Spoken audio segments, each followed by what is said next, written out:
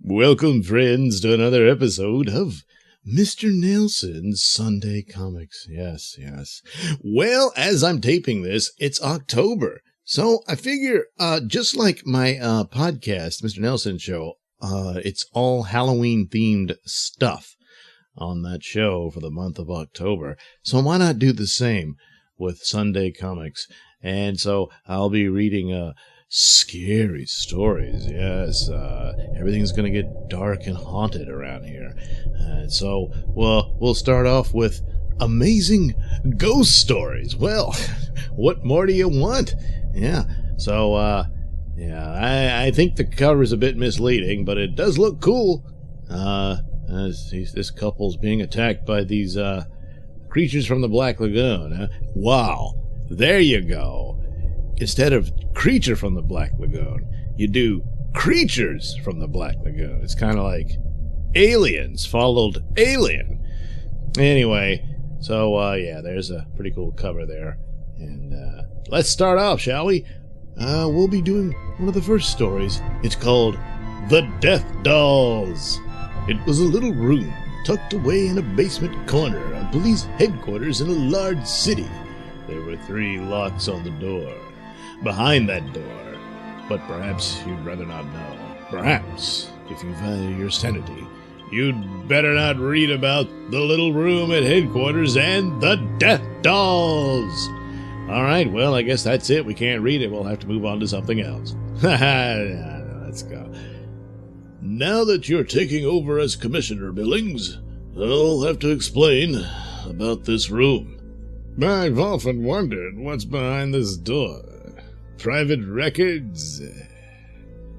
Yeah, that funny little head is just sort of stuck there. It doesn't quite fit, does it? Well, whatever. Not quite. Do you remember the case of Dr. San? Yes, about 5 years ago.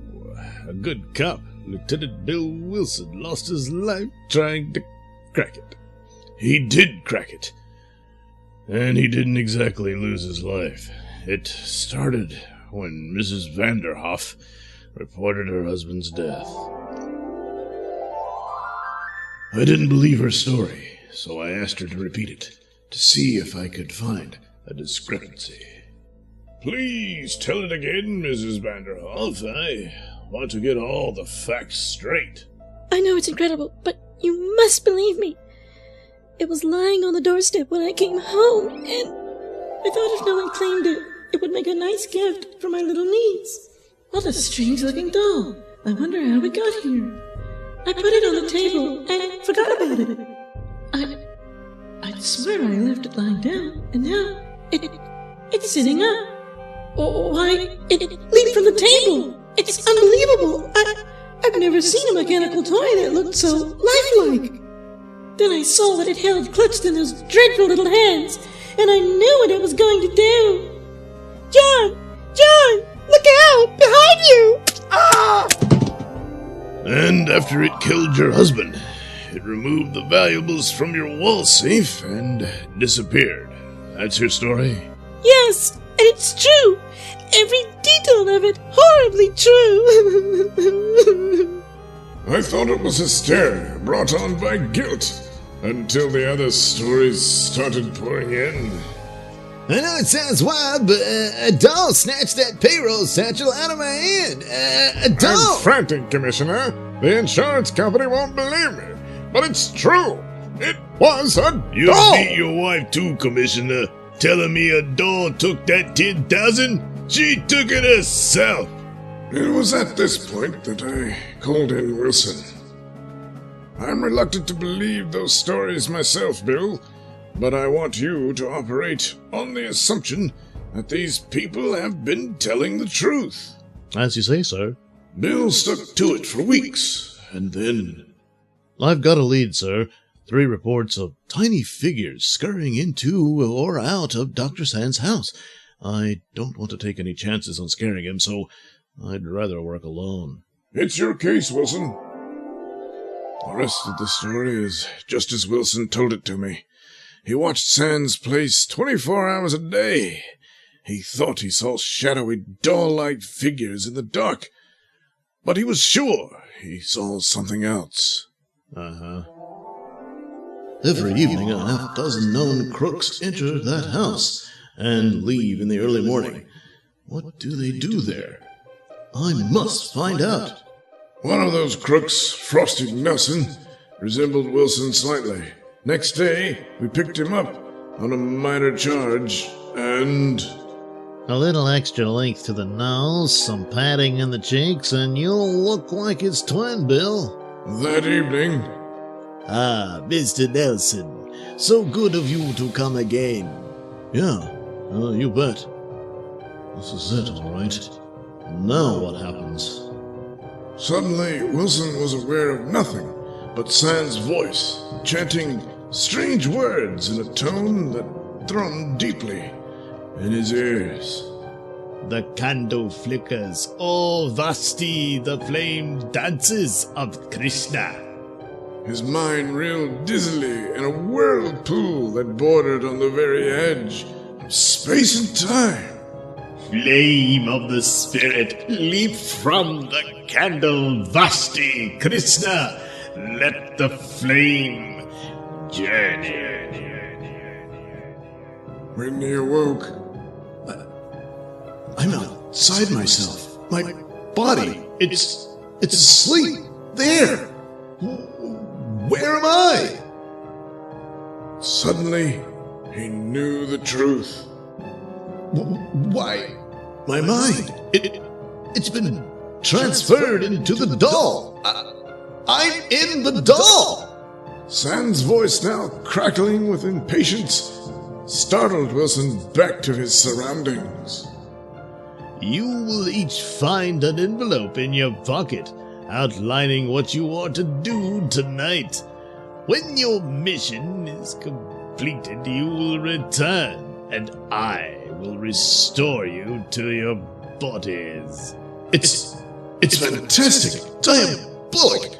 They can do anything without fear of harm or punishment. For while their dull bodies commit the deeds, their real bodies are safely asleep in Sand's house. Complete instructions for a crime to be committed now. I must do it. I can't afford to rouse Sand's suspicions before he restores me to my body. Wilson followed those instructions. I'm completely at his mercy, imprisoned in this grotesque dull body till he releases me. I'll return them later, when I've told the commissioner the whole story and we've caught Sand. He scampered back with his loot and... Here, now return me to my body.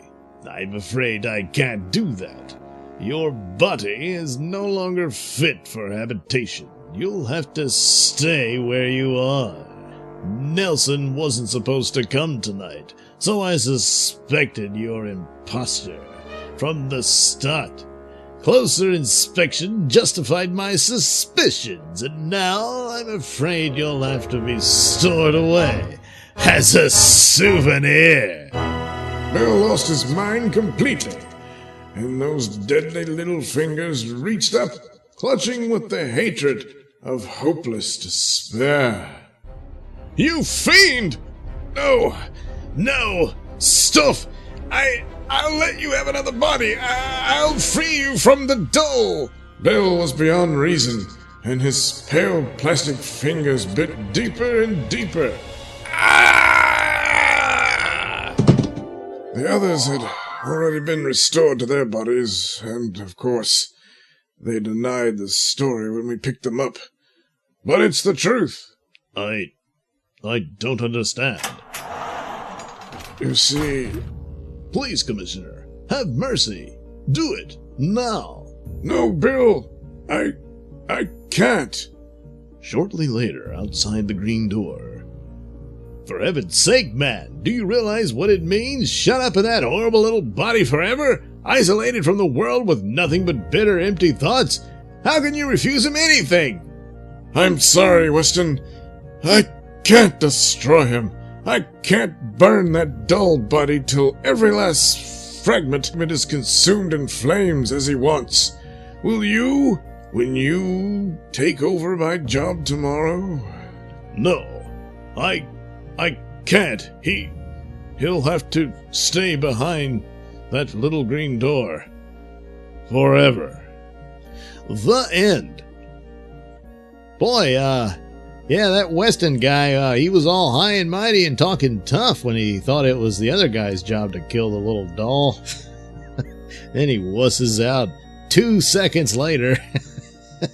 When no, it's up to him. And, well, no, we'll just keep the little bastard and torture him forever in that little storeroom. So, yeah, it sucks to be Wilson. It sure does. Well, boy, I tell you, there's a lot of risks in undercover work, so... So I do hope you enjoyed this little Sunday interlude, and I hope you'll come back. Why not like and subscribe and check out my other videos that I have for you, and also that link description below. That'll lead you to my mini stores that have plenty of goodies for you. Bye-bye.